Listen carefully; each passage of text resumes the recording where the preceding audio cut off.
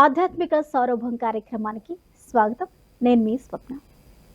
LV Subrahmanyam IAS భారతీయ పరిపాలనా సేవలో అత్యంత సీనియర్ అధికారుల్లో ఒకరు. ఆయన 1983 బ్యాచ్కు చెందిన ఆంధ్రప్రదేశ్ కేడర్ ఐఏఎస్ అధికారి. తన సుదీర్ఘ సేవాకాలంలో జిల్లా కలెక్టర్ నుంచి ముఖ్య కార్యదర్శి వరకు అనేక కీలక పదవుల్లో పనిచేశారు.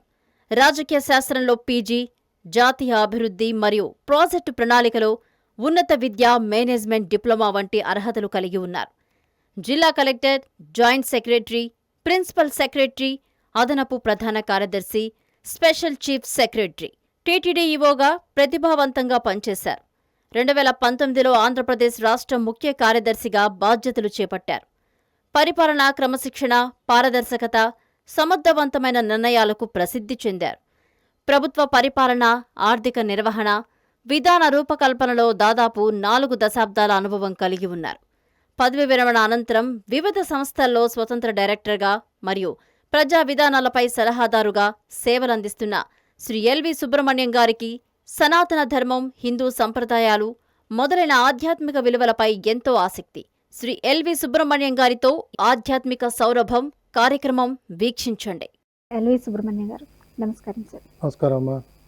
సార్, ఈ రోజుల్లో మనం చూస్తూనే ఉన్నాం, సెల్ ఫోన్ ప్రతి ఒక్కరి చేతిలో ఉంటుంది. ముఖ్యంగా స్మార్ట్ ఫోన్స్ వచ్చిన దగ్గర నుంచి కూడా చెడిపోవాలన్నా అదే పరిస్థితి, అదేవిధంగా బాగుపడాలన్నా కానీ ఆ సెల్ ఫోనే కారణమవుతుంది. కానీ చివరకు దైవభక్తి చూపించాలన్నా కూడా ఆ సెల్ ఫోనే కారణం అవుతుంది. బాధ వచ్చినా స్టేటస్లో దేవుడినే పెడతారు, ఆ దేవునికి సంబంధించి కింద పెడుతూ ఉంటారు. అంటే మనం దేవాలయానికి వెళ్ళడానికి ఆలోచిస్తాం కానీ ఆలోచిస్తున్నారు, కానీ స్టేటస్లో అయితే సెల్ ఫోన్ ద్వారానే భక్తిని చాటుకుంటున్నారు. ఈ రోజుల్లో ఏఐ కూడా దీనికి యాడ్ అయింది. ఇలాంటప్పుడు యువతకి మనం ఇచ్చే సలహా ఏమైనా ఉందా అంటారా? ఏం లేదమ్మా, మనం మిగతా విషయాలన్నీ పక్కన పెట్టేస్తే సెల్ ఫోన్లో ఉన్న టెక్నాలజీ, దాని వాడకం ద్వారా శరీరానికి కలిగే హాని ఇవాళ కొంతమంది నిర్మోహమాటంగా చెప్తున్నారు. మనం కూడా ఒక్కసారి ఆలోచన చేస్తే, అంటే మీరు ఇంకా చాలా చిన్నపిల్లలు, మీరు నా వరకు నేను తీసుకుంటే బాల్య వ్యవస్థలో కానీ ఉద్యోగంలో చేరినప్పుడు కానీ కనీసం ఒక 40-50 నంబర్లు జ్ఞాపకం ఉండేవి, ల్యాండ్లైన్ నంబర్లు. అవును, అది ఆలోచన చేయకుండా, తడుముకోకుండా టకటక 40-50 నంబర్లు డయల్ చేసేసేవాళ్ళం. ఆ రోజుల్లో డయల్ చేసే ఫోన్లు ఉండేవి. దాని తర్వాత మనకి అదేది డ్రాప్ చేసే ఫోన్లు వచ్చాయి, స్విచ్ చేసే ఫోన్లు. వాటితో మాట్లాడగలిగేవాళ్ళం. అంటే 40-50 నంబర్లు కనీసం జ్ఞాపకం ఉండేవి. ఇవాళ నా సెల్ ఫోన్ నంబర్ తప్ప నాకు ఇంకొక నంబర్ ఏది జ్ఞాపకం ఉండదు. అంటే జ్ఞాపకం ఉంచుకోవాల్సిన అవసరం అదే అమ్మా, అది ఎప్పుడైతే మన మెదడుకి బలానా పని అవసరం లేదు అని మనం ఒక ప్రక్రియ ద్వారా నేర్పిస్తే మెదడు ఆ ఫంక్షన్ వెంటనే వదిలేస్తుంది. కాశీకి వెళ్ళి కాయను వదిలేసినట్టుగా మన శరీరం కూడా దీనితో పని లేదు, నేను రోజు నడవట్లేదు అనుకోండి, సపోజ్ 2 నెలల్లో 3 నెలల్లో నడవకుండా కేవలం కూర్చున్నాను అనుకోండి, దాని తర్వాత నడవడం మర్చిపోతాను. 4-5 నెలలు మాట్లాడలేదనుకోండి, మాట మర్చిపోతాను. శరీరం ఏది మనం ప్రక్రియని వాడుతూ ఉంటామో ఆ ప్రక్రియ వరకు ఎప్పుడూ చైతన్యవంతంగా ఉంటుంది. ఇది కూడా ఒక యంత్రమే కదా. ఆ దృష్టితో ఈ సెల్ ఫోన్ అనే యంత్రం వల్ల ఏమవుతుందంటే ప్రమాదం, మనకు కనిపించవు, మన చుట్టూతా కూడా ఆ రకమైన వేవ్స్ తిరుగుతూ ఉంటాయి. ఎలక్ట్రోమాగ్నెటిక్ వేవ్స్ అంటారు. ఈ ఎలక్ట్రోమాగ్నెటిక్ వేవ్స్ తిరగడం ద్వారా ఈ సెల్ ఫోను ఆ వేవ్స్ అన్నీ ఆకర్షిస్తూ తనలో పదిలిపరుచుకుంటోంది. సో మనం ఎప్పుడైతే ఒక నంబర్ కొడతామో ఆ నంబర్ వెంటనే ఈ ఎలక్ట్రోమాగ్నెటిక్ వేవ్స్ ద్వారా వెళ్ళి దానితో సంపర్కం ఏర్పరచుకుని మనతో మాట్లాడిస్తుంది.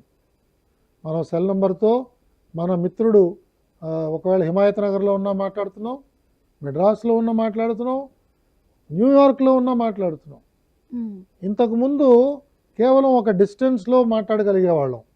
అది దాటి మాట్లాడాలంటే ఎక్స్చేంజ్ వాడు మనకు కలిపేవాడు. ఇవాళ మనకు అది ఏమీ అవసరం లేకుండా ఈ ఆధునిక ఈ సాంకేతికత వల్ల ఎక్కడికైనా మాట్లాడుతున్నాం. అంటే అంత పవర్ఫుల్ రేస్ ఈ కిరణాలు మన చుట్టూతా కూడా ప్రసారం అవుతూ ఉన్నాయి.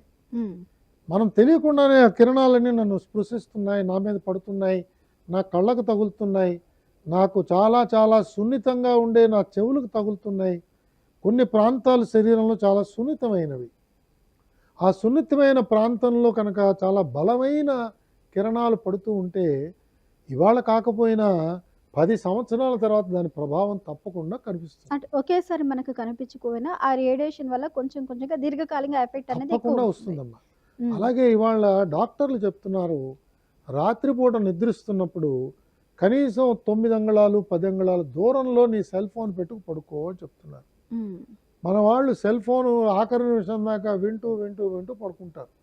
వాళ్ళ పక్కనే పడుతుంది ఆ సెల్ ఫోన్, పిల్లో కింద పిల్లో పెట్టుకుంటారు. కింద పెట్టి పడుకుంటున్నారు. ఇవన్నీ చాలా ప్రమాదంతో కూడుకున్న పనులు. ఉమ్, ఈ అలవాట్లన్నీ మనం నెమ్మదిగా మార్చుకోవాలి. మనందరికీ మహారాష్ట్రలో ఒక గ్రామ పంచాయతీలో వాళ్ళు తీసుకున్న నిర్ణయం ఈ ఈ సందర్భంగా నేను గుర్తు చేస్తున్నానమ్మా. నాకు ఆ గ్రామం పేరు జ్ఞాపకం రావట్లేదు, కానీ చాలా గొప్ప ఉదాహరణ. గ్రామస్తులు ఏం చేస్తున్నారంటే, గ్రామంలో ఎవరు కూడా సాయంత్రం 7 గంటల నుంచి 8:30 దాకా ఎలక్ట్రానిక్ వస్తువులు ఏది వాడటానికి లేదు. ఉమ్, సెల్ ఫోన్ కానీ టెలివిజన్ కానీ ఎవ్వరూ వాడటానికి లేదు. అన్ని ఇళ్లల్లో కూడా ఇవి బంద్ చేసి ఉండాలి. 7 గంటల నుంచి 8:30 దాకా చేయాలి. 8:30 తర్వాత మళ్ళీ కావాలంటే వాడుకోవచ్చు. ఉమ్, ఎప్పుడైతే ఈ నిబంధన పెట్టారో, గ్రామ పంచాయతీ ద్వారా పెట్టారో, ఆ గ్రామ పంచాయతీకి వీళ్ళు అధికారం కూడా ఇచ్చారు. ఎవరైనా ఉల్లంఘిస్తే, మొదటిసారి ఉల్లంఘిస్తే 100 రూపాయలు జరిమానా, రెండోసారి ఉల్లంఘిస్తే 500 రూపాయలు జరిమానా, మూడోసారి ఉల్లంఘిస్తే 1000 రూపాయలు జరిమానా, ఇలా పెంచుకుంటూ పెంచుకుంటూ జరిమానా నిర్ణయించారు. ఉమ్, ఇవాళ ఆ గ్రామ పంచాయతీలో వాళ్ళకున్న అనుభవం ఏమిటంటే, వాళ్ళ మానవ సంబంధాలు పెరిగాయి, పిల్లల చదువు సంస్కారాలు పెరుగుతున్నాయి. ఉమ్, అలాగే పక్కింటి వాళ్ళలో ఇంట్లో ఏమవుతుంది, పొరుగింటి వాళ్ళలో ఏమవుతుంది, వీళ్ళకి తెలుస్తోంది, కలుస్తున్నారు, సమాజం అంతా సంఘటితమవుతోంది. ఉమ్, ఇన్ని విశేషమైన మార్పులు కేవలం 1 గంటన్నర సేపు సెల్ ఫోన్ వాడకూడదు, టెలివిజన్ చూడకూడదు, 7 గంటల నుంచి 8:30 దాకా ఆ గ్రామ పంచాయతీలో నిర్ణయం చేశారు. ఈ విధంగా మహారాష్ట్రలో ఈ గ్రామ పంచాయతీలో చేశారు. మరి ఈ విధంగా మన గ్రామ పంచాయతీల్లో కూడా 1 గంట గంటన్నర సర్పంచులందరూ కనుక పూనుకొని ముందుకొచ్చి ఇది విధిస్తే మన ఆరోగ్యం పెరుగుతుంది, ఆలోచన మెరుగవుతుంది, సమాజంలో మన ప్రవర్తన బాగవుతుంది. మన ఇంటి పక్కవాడికి ఏదో ఇబ్బంది వచ్చింది, మనకేం తెలియటం లేదు. ఉమ్, వాడు పరిగెత్తు హాస్పిటల్కి తీసుకెళ్తున్నాడు వాడి ఇంట్లో వాళ్ళ తల్లిని, మనకి తెలియట్లేదు. మనకి తెలిస్తే కనీసం ఆ తల్లిని హాస్పిటల్కి తీసుకెళ్తే ఆ ఇంట్లో ఉన్న పిల్లలకి మనం ఆహారం ఏర్పాటు చేయొచ్చు, ఉమ్, వాళ్ళకి ఏదో చదువు చెప్పచ్చు కూర్చోబెట్టి, వాళ్ళకి ఇతర విషయాల్లో మనం సహకరించవచ్చు పక్కింటి వాళ్ళం అయి ఉండి. అవును. ఇవాళ అలాంటి సహకారం లభించట్లేదు. ఉమ్, ఎవరికి వాళ్ళే యమునా తీరే. ఈ సెల్ ఫోను ఇన్ని అనర్థాలకి కారణం అవుతుంది. కాబట్టి మిగతా 22 గంటలు వాడుకోండి, 1 గంటన్నర సేపు దీన్ని బంధించి లోపల పెట్టండి. అక్కడికి ప్రతి సెల్ ఫోన్ వాడు కూడా మనకి 1 వారం అవ్వగానే ప్రతి ఆదివారం పొద్దున్న నువ్వు గత వారంలో సగటున రోజుకి ఎన్ని గంటలు ఈ సెల్ ఫోన్ వాడావో లెక్క పంపిస్తున్నాడు. ఉమ్, నాకు పంపించాడు లెక్క నిన్న. 8 గంటల 40 నిమిషాలు నేను వాడుతున్నాను సెల్ ఫోన్ ఉమ్, వారానికి రోజుకి, రోజు గత వారం. Screen time. ఆ. సో తప్పకుండా నేను ఆ లెక్క చూసుకుని దీన్ని ఎలా తగ్గించాలి అని ఒక నిర్ణయం తీసుకుని జాగ్రత్తగా చేసుకుంటే నా ఆరోగ్యానికే మంచిది. అవును. కాబట్టి ఈ ఎలక్ట్రానిక్ డివైసెస్ అన్నీ కూడా ఎంతో జాగ్రత్తగా వాడాలి. తప్పకుండా వాటి వల్ల చాలా గొప్ప వెసులుబాటు ఉన్నది సాంకేతిక పరంగా. అలాంటప్పుడు ఎంతో జాగ్రత్తగా ఉండాలి. ఇవాళ మనం 40 లక్షల రూపాయలు 50 లక్షల రూపాయలతో మంచి కారు కొంటున్నాం, చాలా వేగంగా వెళ్ళొచ్చు. కానీ జాగ్రత్తలు తీసుకోకపోతే మనం చూస్తున్నాం రోడ్డు ప్రమాదాలు అలా జరుగుతున్నాయి. అవును. కాబట్టి అన్ని వస్తువుల్లో కూడా ఆ జాగ్రత్త మనం పాటిస్తే మనకు రావాల్సిన లాభం వస్తుంది, జరిగే కీడు తగ్గించే అవకాశం ఉంటుంది. ఉమ్. సరే అయితే టీటీడీలో మీరు ఈఓగా ఉన్నారు. మీకంటూ ఒక ప్రత్యేకమైన గుర్తింపు ఉంది. అయితే టీటీడీ ఈఓగా ఆ స్వామివారి సేవలో మీరు నిమగ్నం అవుతున్నప్పుడు మీకు ఎలాంటి అనుభూతి కలిగేది? అంటే ఒకటమ్మా, తిరుమల హ్మ్. తిరుపతి దేవస్థానం అన్నది అది ఒక అనిర్వచనీయమైన అనుభవం. హ్మ్. మేమందరం కూడా, అంటే ఆంధ్రప్రదేశ్లో పనిచేస్తున్న అధికారులందరం కూడా ఆ తిరుమల తిరుపతి దేవస్థానంలో అవకాశం ఇస్తే బాగుంటుంది కదా అని చాలామంది ఆశిస్తాం. అవును. సో స్వామివారి అనుగ్రహంతో అది మనకి లభిస్తుంది. ఆ ఉద్యోగంలో చేరిన మరుక్షణం నాకు అనిపించింది ఏంటంటే, మనం స్వామివారి చేతుల్లో ఒక కీలు బొమ్మవి. స్వామివారు ఏ కార్యక్రమాలు పూర్తవ్వాలని అనుకుంటారో ఆ కార్యక్రమాలు మాత్రమే వేగవంతం అవుతాయి. హ్మ్. ఏ కార్యక్రమాలు స్వామివారు ఇప్పుడు కాదు, ఈ తర్వాత ఎప్పుడైనా చేయొచ్చు అని వారికి అనిపిస్తే, మనం ఎంత బలాన్ని ఉపయోగించి ఆ కార్యక్రమాన్ని అమలు చేయడానికి ప్రయత్నం చేసినా అది ఒక అంగుళం కూడా కదలదు. హ్మ్. ఇది నా అనుభవం. కొన్ని అక్కడ మనం ఆలోచన చేసి, మనం అధికారులతో మాట్లాడి బోర్డు యొక్క తీర్మానం తీసుకుని మనం అందరికీ ఆదేశాలు ఇవ్వంగానే ఆదేశాలు అందిన తడవుతోనే చకచక చకచక పనులైపోతాయి. హ్మ్. కొన్ని విషయాల్లో ఆదేశాలన్నీ తయారవుతాయి, ఆదేశాలు ఇస్తాం, కానీ పని జరగదు. ఎందుకు జరగలేదు అంటే అది స్వామివారి యొక్క నిర్ణయం, మనం దానికోసం ఎదురు చూడాలి అనే ఒక సందేశం వస్తుంది. కాబట్టి తిరుమల తిరుపతి దేవస్థానంలో ప్రత్యక్షంగా వెంకటేశ్వర స్వామి అక్కడ వెలసి ఆ సంస్థని, ఆ సంస్థని చేరే భక్తులందరినీ తరింప చేయడానికి ఆయన పూనుకున్నారు.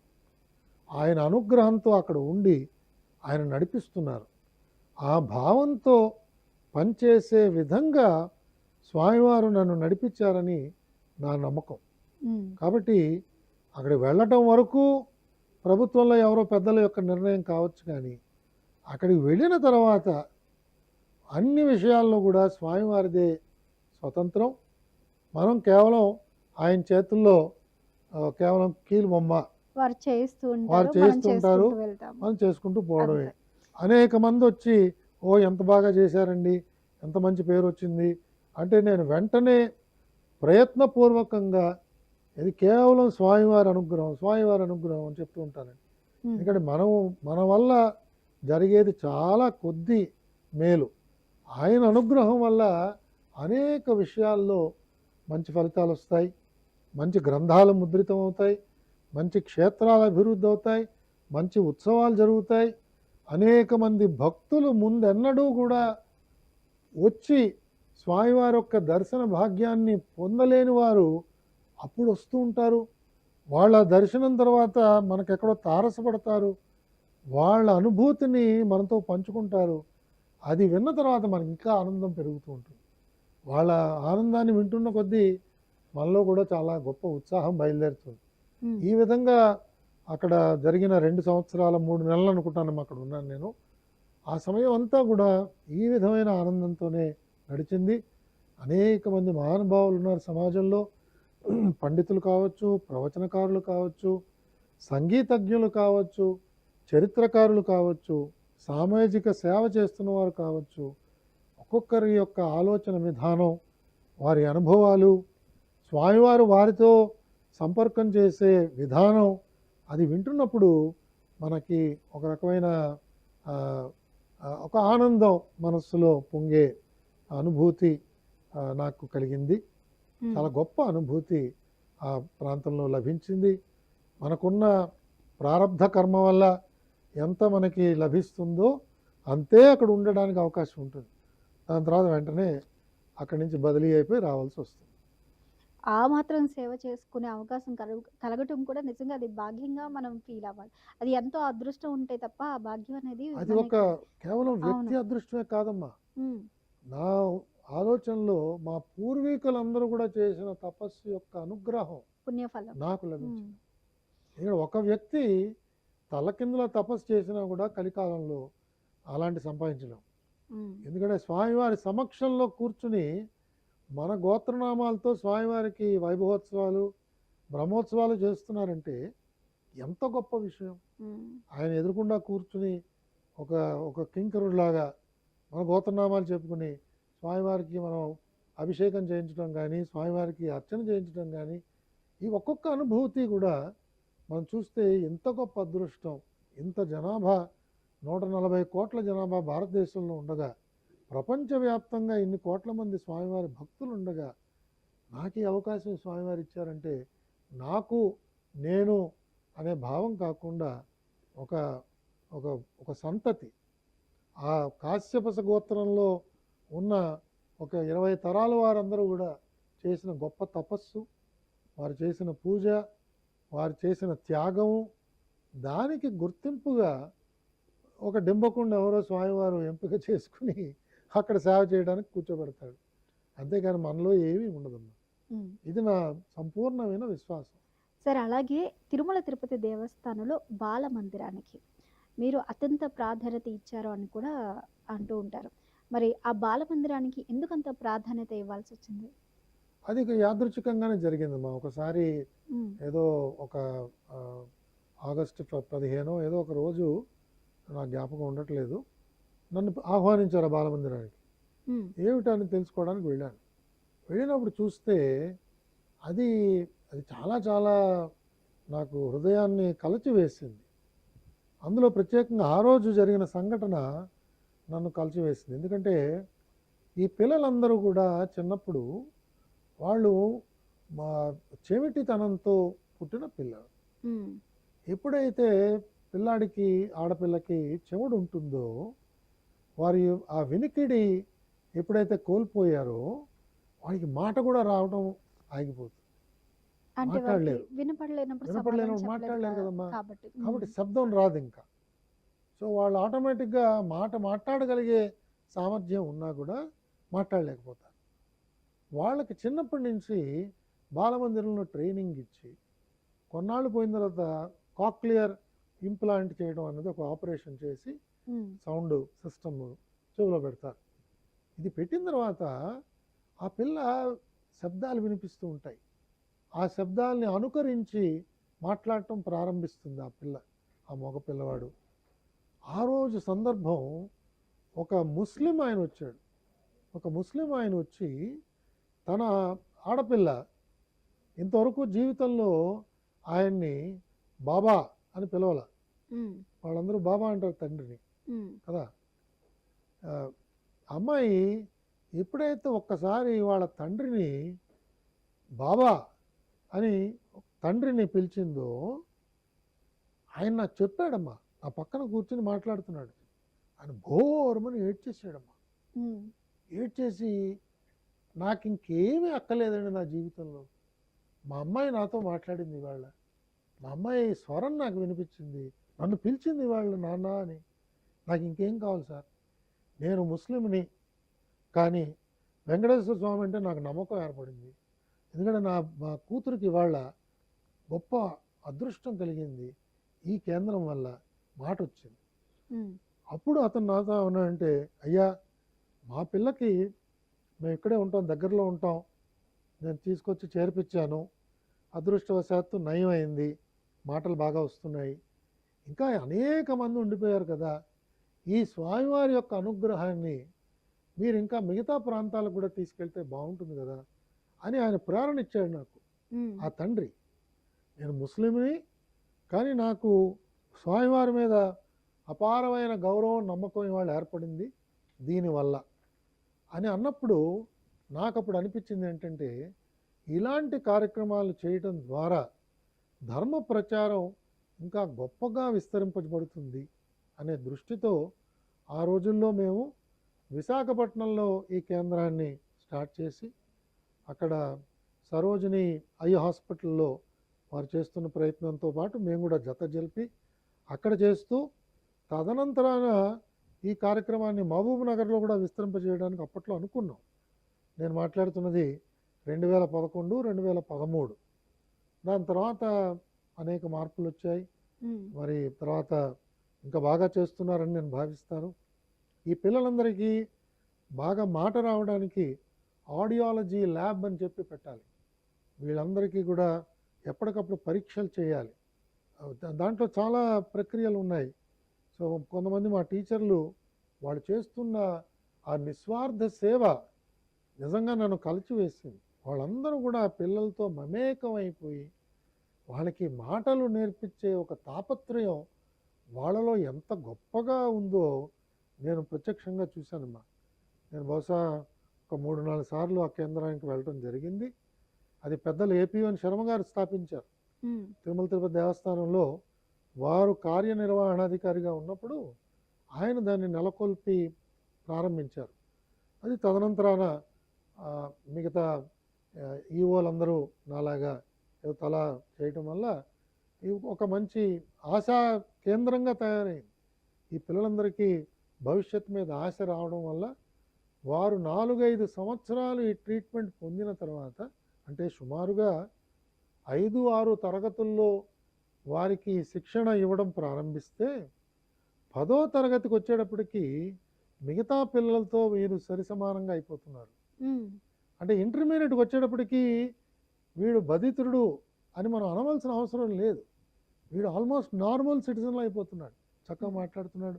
కొంచెం అక్కడక్కడ ఒత్తులు ఉంటాయి. బలంగా గట్టిగా మాట్లాడినట్టు అనిపిస్తుంది. మృదువుగా కొన్నిసార్లు కొన్ని శబ్దాలు వాక్యాలు రాకపోవచ్చు. కొంచెం ఒత్తి మాట్లాడినట్టుగా ఉండొచ్చు. కొంచెం తేడా ఉన్నా కానీ చాలా కాన్ఫిడెంట్గా వాళ్ళు ఇంజనీరింగ్కి వెళ్ళగలుగుతున్నారు, ఉన్నత విద్యకు వెళ్ళగలుగుతున్నారు, సామాన్యమైన జనజీవన స్రవంతిలోకి వాళ్ళు వెళ్ళిపోగలుగుతున్నారు. అంత విశేషమైన మార్పు ఈ కేంద్రంలో జరుగుతోంది.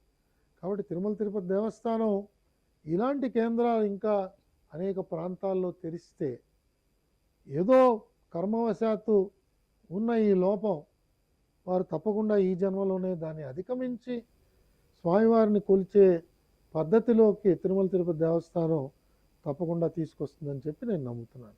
థ్యాంక్ యూ సుబ్రహ్మణ్యం గారు, థ్యాంక్ యూ సో మచ్. ఎన్నో చక్కటి విషయాలు ఆధ్యాత్మిక పరంగా కావచ్చు, మీ కెరీర్ వైజ్ కావచ్చు, మా ప్రేక్షకులకి మంచి సలహాలు సూచనలు చక్కటి విషయాలు చెప్పినందుకు ధన్యవాదాలు. నమస్కారం. చూశారు కదా, ఇది ఈనాటి ఆధ్యాత్మిక సౌరవం. Keep watching CVR home.